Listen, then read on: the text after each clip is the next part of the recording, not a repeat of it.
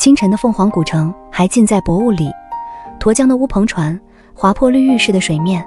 带着苗家阿婆的歌声，晃过虹桥的石拱。傍晚转场芙蓉镇，吊脚楼的红灯笼次第亮起，瀑布在灯火里溅着碎金。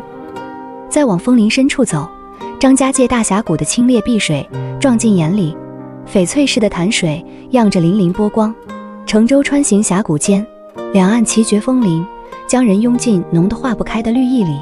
爬完天门山的999级台阶，总要来一锅喷香的三下锅，就着弹牙的打骨皮，鲜醇的滋味混着烟火气，把旅途的疲惫都熨贴得服服帖帖。